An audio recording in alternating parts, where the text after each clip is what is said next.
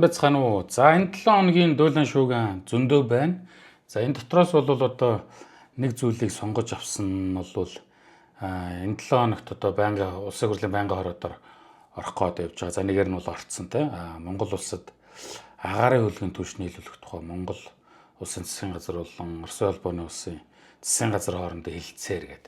За албан ёсороо бол нэр нь ийм нэртэй нэг ийм бичиг баримтыг байнгын хороодоор хэлэлцүүлсэн. За тэгээд энэ нэлээд дууглаа шууган тарж гинэ гэж үзээд энэ сэдвийг сонгож авлаа. За ер нь бол энэ асуудал бол ийм зөвхөн одоо юу гэдэг онгоцны одоо бензин түвшний нийлүүлэх тухай асуудал биш. Илүү өргөн утгаараа одоо бид нэр их олон жил ярьсан нэг анх бол одоо Орос, Казахстан, Беларусь эдрийн 14 онд байдаг санагдаж байна те.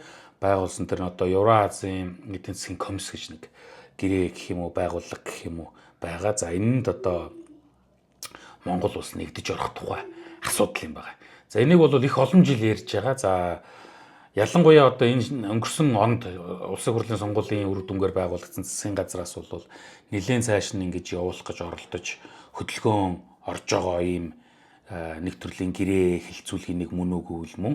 За энийг бол ялангуяа одоо ардсан намаас томилогдсон гэдэг юм уу сайдууд нэлээх хүчилж байгаа. За Туван зэрэг сайдуудыг бол одоо нэлээх хараач байна. За тэгэхээр нөхцөл байдал юу болж байна? Талууд юу хэлж байна? За тэгээд эцэстээ ер нь энэ байгууллага нь ямар учиртай байгууллага юм бэ гэдгийг хэдүүлээ яриад энэ удаагийн хамшлагыг дуусгая тийм ээ. За мэдээж Монгол улсын засгийн газраас бол энэ байгууллагатай бол нэгдэх боломжтой, энтэй бол нэгдсэн зөвөө өдр гэсэн ийм саналыг бол за ер нь бол нэлээд олон засгийн газар гаргаж ирсэн юм байна. Гэт одоо хайлт хийгээд ингээд хайгаад үзэхлээр те ер нь л бол одоо энэ Оросын нэг байгуулсан энэ юу руу бол орчоо гэсэн нэг юм бодол байд юм байна. За гэтэл энэ 7 хоногт яагаад энэ асуудал болж таарсан бэ гэхээр яг түрүүний хэлдэг шиг тийм үү агаарын хөлгийн одоо түвш нийлүүлэх гэдэг гэрээ гэж орж ирж байгаа боловч нөгөөх нь нэг юм 5 нүүр гэрээ юм байна. Яг ингээд гэрээгээ ингээ уншаад үзэх юм бол хүчнээ олон ноцтой заалтууд энэ дотор байна гэдэг асуудал эсрэг тал гаргаж тавьсан. За тэгэхээр энэ гэрээг батлуулах гэж яваад засгийн газрын байр суурь бол тодорхой тийм үү? Энийг бол бараг яриад байх шаардлагагүй. Энэ гэрээг бол ер нь баталчихъя гэж. За тэгвэл эсрэг тал нь юу гэж яриад байгаа юм бэ гэдэг нь бол илүү сонирхолтой. Одоо ярих үнцэг мөн болоо гэж бодож байна л та. За нэгдүгээр асуудал бол их олон улсын хурлын гишүүд эсэргүүцсэн тийм байнгын ороод дээр. За ялангуяа бол одоо ардсан намаас гишүүн болсон гишүүд бол нэлээд эсэргүүцсэн. За наад заалтан дээр чи юу байгаа вэ гэхээр зөвхөн онгоцны түвш нийлүүлэх тухай асуудал энэ дээр алах гэж байгаа. Тэ? Бүр цаашлаад энэ бол бүр газрын тосны бүтээгдэхүүн гэсэн үг хэллэг байна. За бүр цаашлаад Монгол улсын газрын тосны бүтээгдэхүүнд одоо ямар нэгэн тодорхой нийлүүлэлт дээр орох гэж хэлж байгаа. За тэгэхээр анх бол засгийн газрын зүгээс энэ гэрээг улсын хурл танилцуулж байгаа хүмүүсийн зүгээс бол юу хэлээд байсан бэ гэхээр 20 жилийн хугацаатай агаарын хөлгийн түлшийг маш хямдаар нийлүүлэх ийм гэрээ байгаамаа гэсэн танилцуулгыг гэж орж иртэл нөгөө заалтуудыг уншсан чинь шал өөр заалтууд болоо явцсан. За тийм дөрөвний гол ихний нэг ноцтой. Тэгэхээр энэ ч одоо Монгол улс бол яаж байгаа нэг нефт босруулах үйлдвэр барьна гэдэг. За мэдхгүй одоо тэр нь ашиглалтанд орж үнэхээр нефт босруулах юм уу? Тэр бол тусдаа асуудал бид нар мэдэхгүй тийм үү? Гэтэл бүр газрын тосны бүтээгдэхүүнийг яах вэ?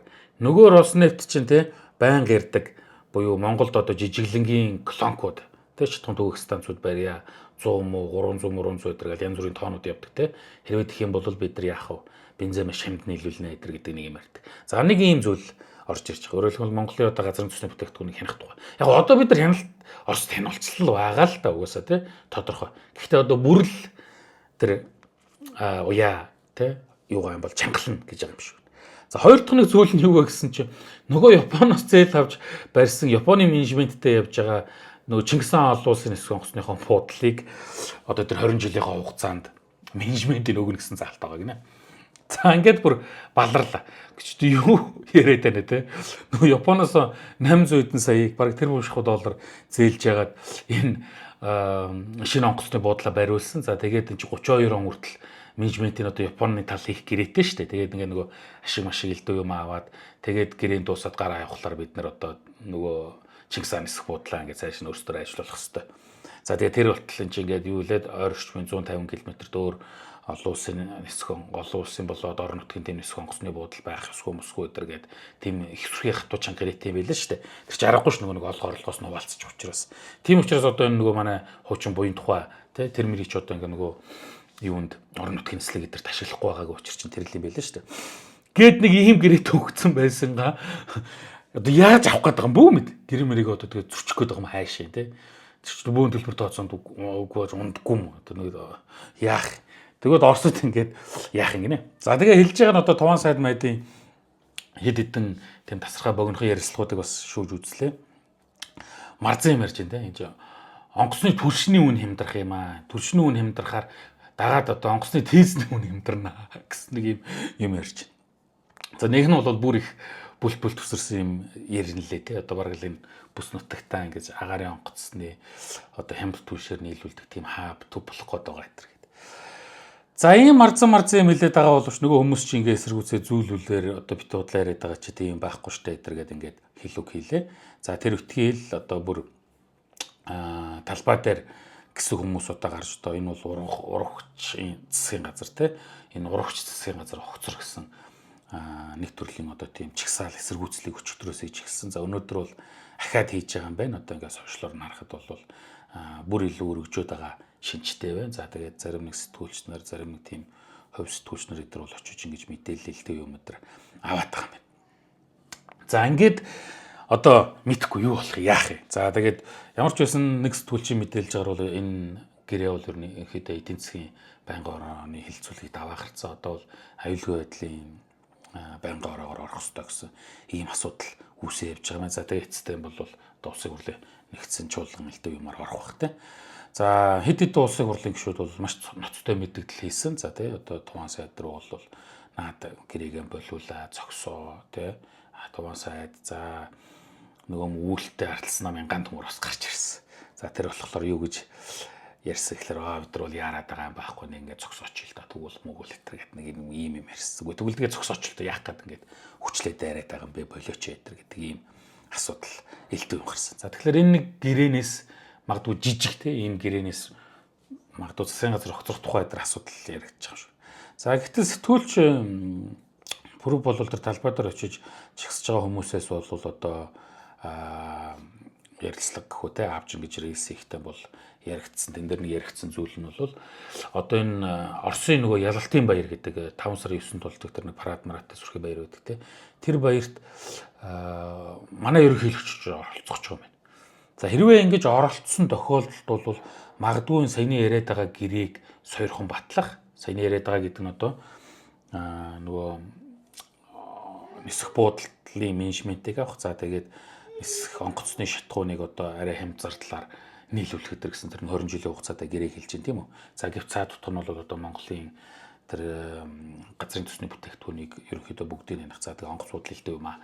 Бүр ингээд нэг хянах нэг ийм маягийн зүйлийг гэрээг тийм үү. За магадгүй бүр цаашлаад мэдэхгүй одоо тэгээд тэр нөгөө түрүүний яриад байгаа тэр Евроазийн эдийн засгийн консул зөвлөл гэдэг юмд нэгдэж оруулах ч юм уу те. Тэр магадгүй тэр гэрээнд ч юм уу контрактанд ч юм уу ор өдргийн шахалт үзүүлэх ийм ноцтой асуудал үүсэх гээд байгаа юм шүү гэдэг ийм зүйл бас яригдлаа. За тэгээд үнэхээр ялтын баярт одоо ерөнхийлөгч оролцох гэж байгаа бол тэнцвчүүд одоо магадгүй тэр дайлмаар зүгээр нэг одоо юунд оролцох зүйл биш байх. Одоо янз бүрийн гэрээ хэлэлцээр мэдхгүй янз бүрийн болох бай гэсэн айдас олон нийтэд бол байгаа юм байна.